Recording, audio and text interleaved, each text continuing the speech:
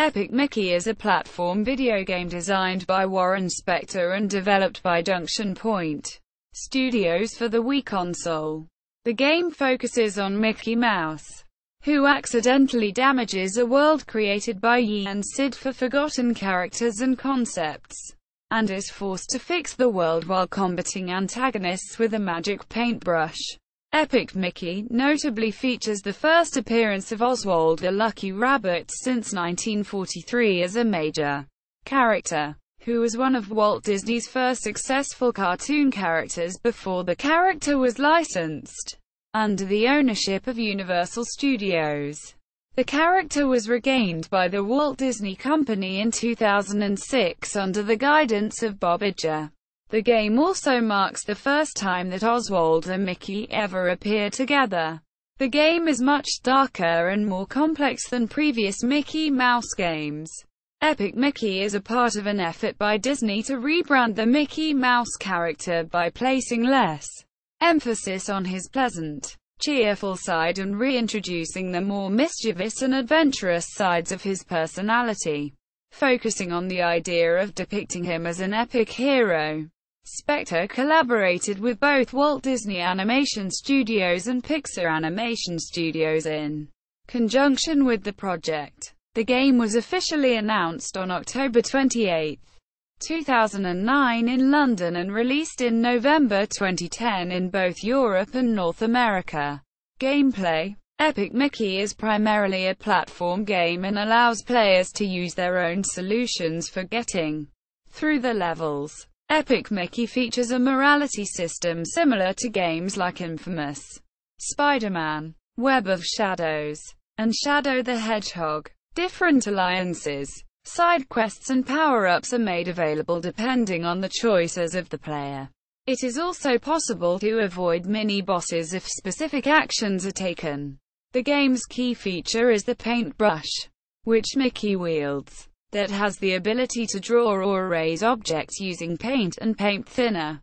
For example, obstacles can be erased from physical existence using the thinner and then restored using the paint, or enemies can be befriended by revitalizing them with the paint or destroyed completely using the thinner. Mickey is also able to materialize objects from sketches, which have various effects. Two of the three sketches, the watch and the television, slow down time and distract enemies, respectively. Both fluids have limited reserves, adding a strategic element to gameplay.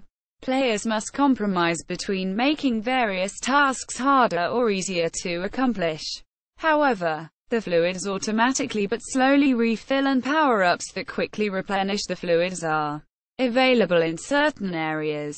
Mickey can also find pins in Wasteland. Most are bronze, silver, or gold pins, but some are special. For example, the Art Appreciator, or Mean Street pin. Another thing that is useful in the game is a type of currency called e-tickets.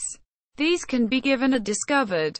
They are used to buy concept art, pins, health refills, or paint of thinner refills.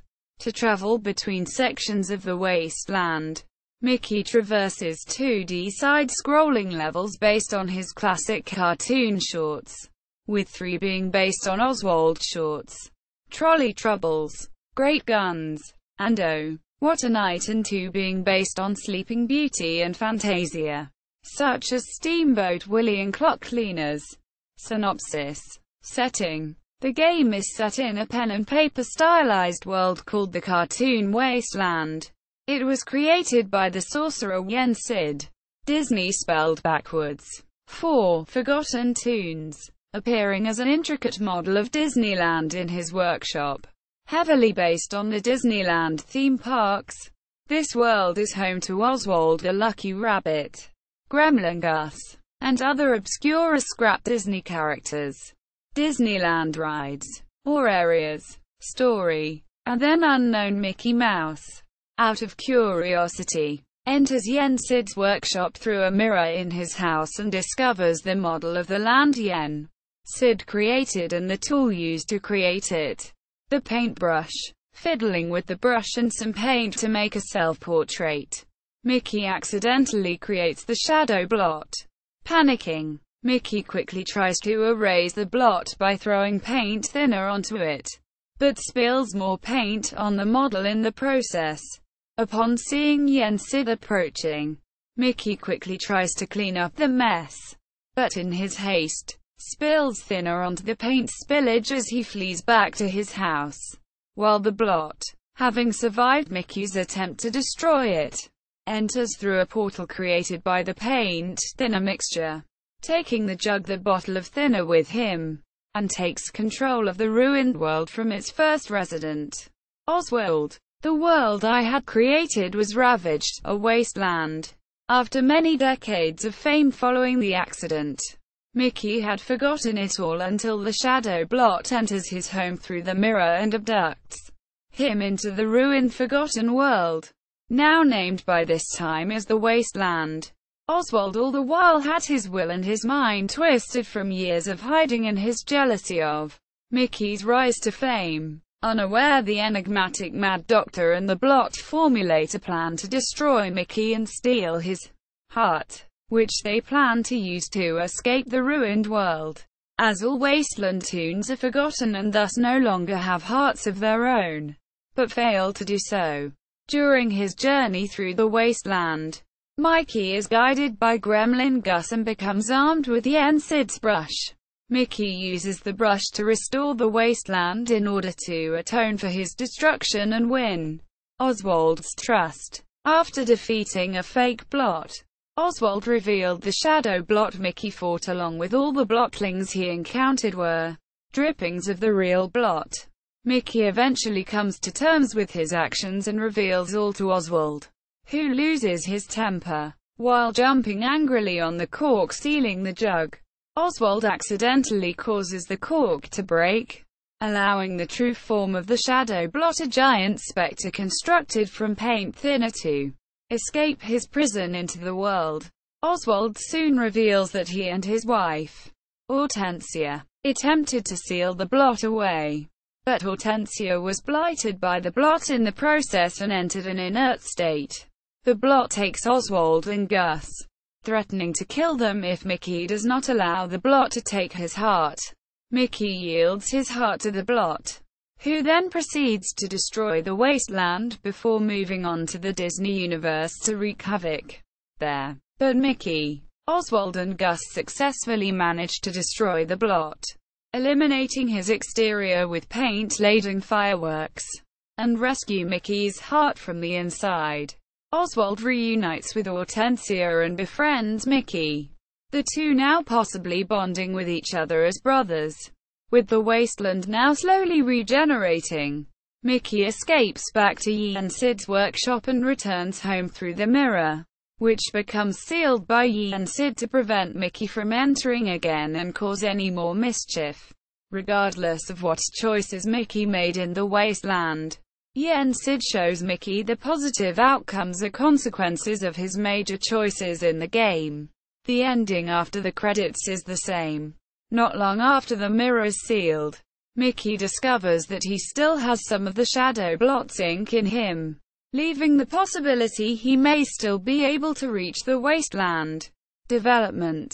The creative development team at Buena Vista Games formed the original concept for Epic Mickey in 2003, when the concept was pitched to Bob Iger, then president and coup. He lamented that Disney no longer owned the rights to Oswald the Lucky Rabbit and could not produce the game. Upon becoming CEO, he made it a goal to bring Oswald back to Disney.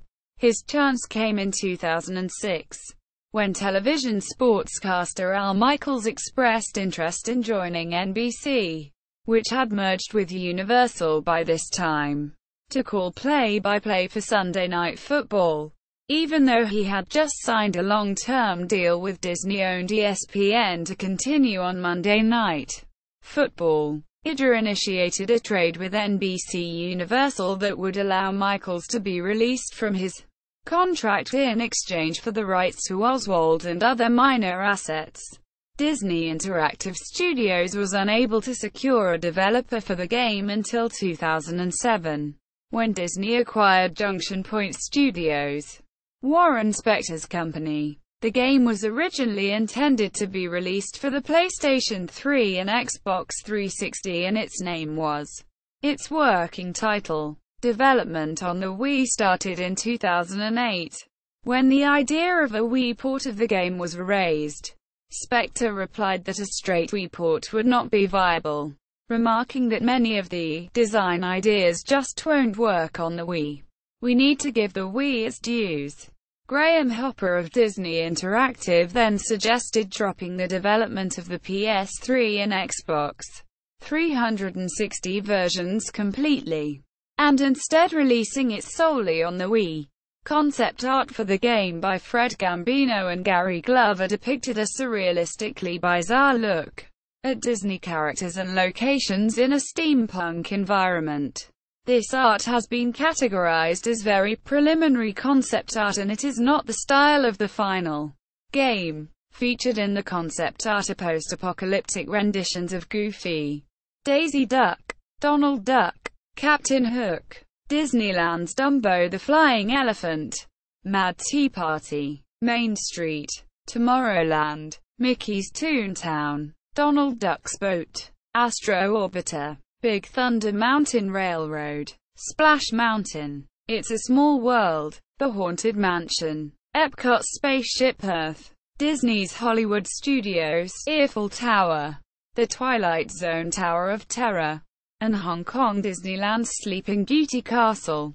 Compared to the Kingdom Hearts series, a similar video game franchise created by Japanese video game company Square Enix, which combined modern-day Disney characters with their own Final Fantasy characters. Epic Mickey emphasizes retro, vintage and long-lost Disney characters that were created much earlier, and draws more plot elements from the classic movie Fantasia, rather than Final Fantasy. In Kingdom Hearts 2, a location in the game was based on the 1920s Steamboat Willie cartoon.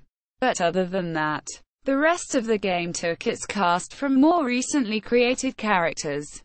Mickey receives a character redesign in this game, which attempts to give him a retro look, and the game uses an animation engine to replicate the stretchy athleticism of the classic cartoons. The 2D cinematics were created by Powerhouse Animation Studios, Inc., and the game utilizes Emergent Game Technologies' Gamebryo engine. Warren Spector has stated that Epic Mickey was planned as a trilogy.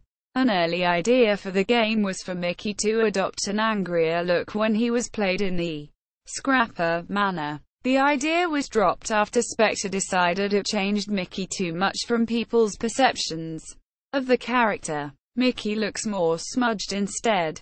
Marvel Comics has confirmed that there will be a comic for Epic Mickey, titled Disney's Epic Mickey: Tales of the Wasteland. It will serve as a prequel to the game, focusing on Mickey's half-brother Oswald the Lucky Rabbit, and give some insight on what the wasteland was like before Mickey's appearance and the Thinner disaster. Initially distributed on Disney's Digicomics platform for iOS products, a print version released in late August 2011.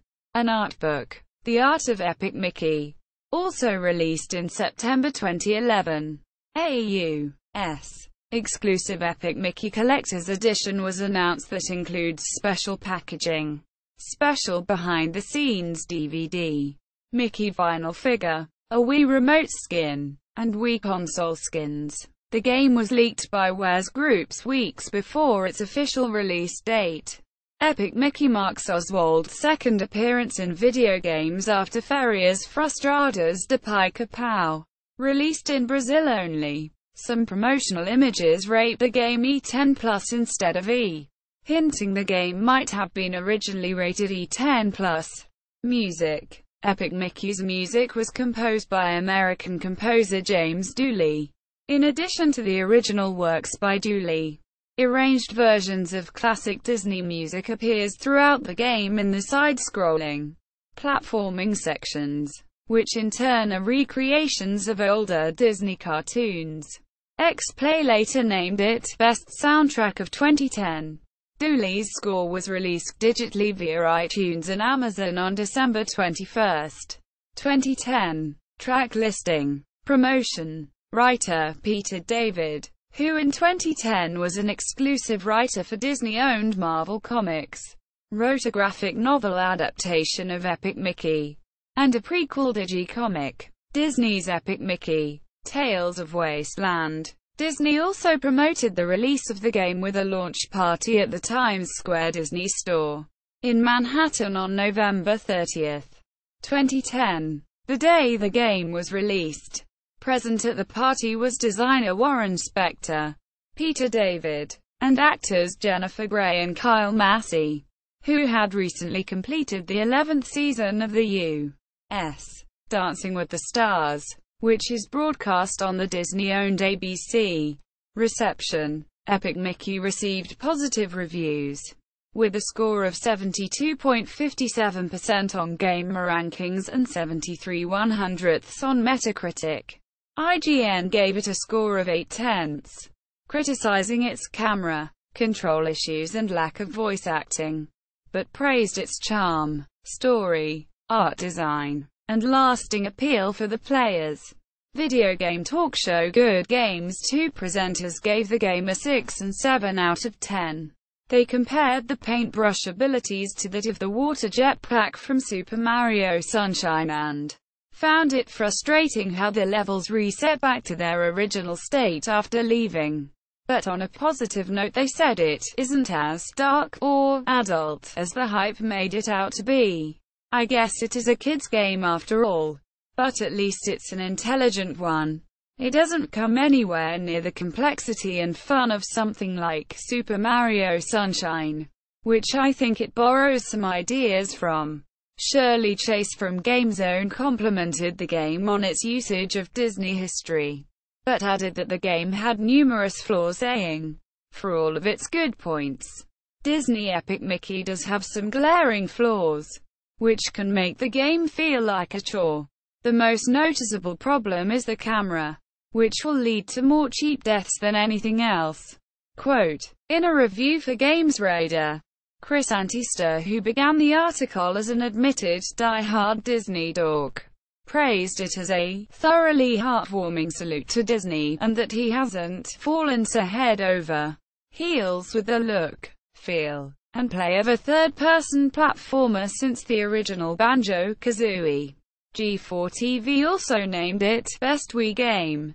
Quote. In its opening weekend, Epic Mickey failed to reach the UK Top 40 and even the Wii Top 10 sales charts after its November 26 UK release.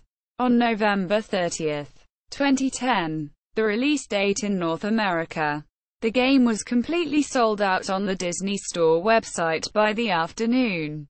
The game sold 1.3 million copies its first month. As of June 2011, the game sold 2 million copies in North America and Europe combined.